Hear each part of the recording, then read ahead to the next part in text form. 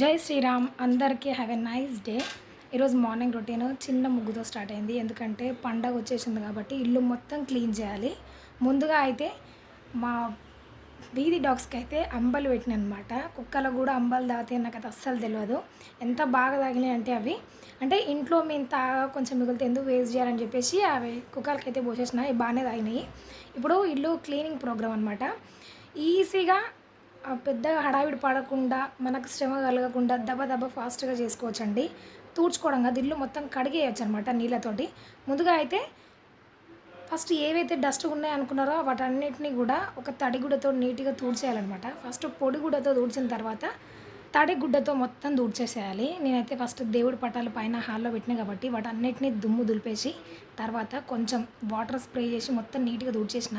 ఇంకోటి మనము ఈజీగా క్లీన్ చేసుకోవాలి ఇల్లు అనుకుంటే మాత్రం ఫస్ట్ ఏం చేయాలంటే ఫస్ట్ అన్నీ సపరేట్గా తీసి పక్కన పెట్టేసుకొని దుమ్మంతా దులిపేసిన తర్వాత పేపర్స్ మొత్తం దానిపైన సెట్ చేసుకోవాలి. ఇట్లా చేసుకుంటే ఏంటంటే మనం కడిగేటప్పుడు ఎక్కువ దుమ్ము ఉండకుండా ఉంటుంది అనమాట. చాలా తక్కువ వస్తుంది. ఇల్లు కడగడం కూడా పెద్ద ఆర్టే. ఎందుకంటే మా వదిన కడుగుతుంటే బాగా చూసేది. ఆమె ఒక్క బకెట్ నీళ్ళతోటి సింగిల్ బెడ్రూమ్ మొత్తం కడుక్కొచ్చేది అనమాట. ఎట్లా అంటే నేను చెప్పినా కదా, ఇల్లు కడిగేటప్పుడు ఫస్ట్ అన్నీ దులిపేసేయాలి. ఆ దుమ్మంతా ఫ్లోర్ మీద పడ్డప్పుడు దాన్ని మొత్తం ఒకసారి ఊకేసి తూడ్చేసినాం అనుకోండి, ఇల్లు నీట్గా ఉంటుంది. మనం డైలీ అదే పని చేస్తాంగా, ఇల్లు ఊకేసుకొని తూడ్చేస్తాము, చూడడానికి నీట్గా ఉంటుంది. అట్లా డైలీగా చేసినట్టుగానే ఇల్లు ఊకేసి తూడ్చేసిన తర్వాత కొన్ని నీళ్ళు కలెక్ట్ చేసుకొని మూలల కాడ నీళ్ళు ఫోర్స్గా కొట్టినాం అనుకోండి, ఆ చెత్త అంతా బయటకు వచ్చేస్తుంది. సన్న డస్ట్ పార్టికల్స్ కూడా మొత్తం వచ్చేసాయి అనమాట. నేను ఆల్రెడీ ఇల్లు ఊకి తూడ్చిన తర్వాత కడిగితేనే ఇంత సన్నటి డస్ట్ వచ్చేసింది అనమాట. అట్లా కడిగితే నీళ్ళు పొదుపుగా వాడుకోవచ్చు, తొందరగా పని అయిపోతుంది.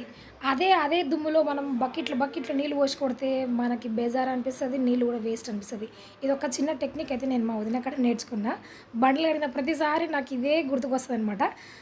పిల్లలతో అనుకుంటూ నవ్వుతాను అనమాట. ఇట్లా కొన్ని నీళ్ళు తీసుకొని మూలలకించి కొట్టినాం అనుకోండి, ఆ డస్ట్ అంతా బయటకు వస్తుంది. ఇట్లా కడగాలి అని చెప్పి నవ్వుకుంటూ అట్లా చేసేస్తా. దీంతో పాటు కిటికీలు కూడా క్లీన్ అయిపోయినాయి అనమాట. సేమ్ ప్రాసెస్, దుమ్ము దులిపేసి వాటర్ పోసేసి తర్వాత కొంచెం సోపు పీస్ తోటి నీట్గా కడిగేసి నీళ్ళు పోసేస్తే నీట్గా అయిపోతాయి అనమాట. ఇట్లా కిటికీలు కూడా అన్నీ క్లీన్ అయిపోయినాయి. మీరేమంటారో నాకు తెలియదు కానీ తీనేలు అంటారు అనమాట ఊర్లలో. అయితే నాకు కూడా అదే నోటికి వచ్చింది. తీనేలు మొత్తం చిన్న బార్డర్లా ఉంటుంది మన బండల చుట్టూ, వాటిని కూడా క్లీన్గా కడిగేసి ఇక మిగిలిపోయి ఏంటి చైర్స్ కూడా ఉన్న దుమ్ము మొత్తం దులిపేసి కడిగేసి తూడ్చేసి పక్కన పెట్టేసి లాస్ట్ అండ్ ఫైనల్ టచ్ బండలకి ఇంకోటి ఇవ్వాలన్నమాట. ఏంటి అంటే ఒక తడిగుడ్డతోటి నీట్గా ఇట్లా ఫ్లోర్ మొత్తం తూడ్చేసేయాలి. అది తూడిస్తేనే బండలు గడినట్టు లెక్క అనమాట మా వదిన దృష్టిలో. ఇట్లా మొత్తం తూడ్చేసి ఫైనల్గా ఆ క్లాత్ని మొత్తం పిండేసి ఇప్పుడు మన మెయిన్ డోర్ అనమాట, డోర్ని మొత్తం క్లీన్ చేసేసేయాలి. ఎంత క్లీన్ చేసినా కూడా దుమ్ము వస్తూనే ఉంటుంది. అయితే మనం ప్రతి పండగకి ఇట్లా డీప్ క్లీన్ చేస్తాం కదా. మా వదిన ఏం చేస్తుంది అంటే 1 మంత్కి ఒక 2 సార్లు 3 సార్లు ఇట్లా డీప్ క్లీనింగ్ పెట్టుకుంటుంది. ఎప్పుడు చూసినా ఇల్లు అద్దంలాగా ఉంటుంది అనమాట. అనిపించేది ఈమెకి ఏం పని ఉంటుందా, ఎప్పుడు ఇదే పని చేస్తుంది. దుమ్ము కనిపిస్తే ఉఫ్ అని దులపడం, ఒక క్లాత్ తోటి తూడ్చేయడం, ఇది ఒక హాబీ అనమాట ఆమెకి. నిజంగా హాబీ ఉంటే మన ఇల్లు ఎప్పుడు పండగ ఇట్లా డీప్ క్లీన్ చేయాల్సిన పని లేదు. నార్మల్గా డైలీ రొటీన్లో ఎట్లా చేసుకుంటామో అట్లా చేస్తే సరిపోతుంది అనమాట. కానీ అందరికీ అట్లా కుదరదు.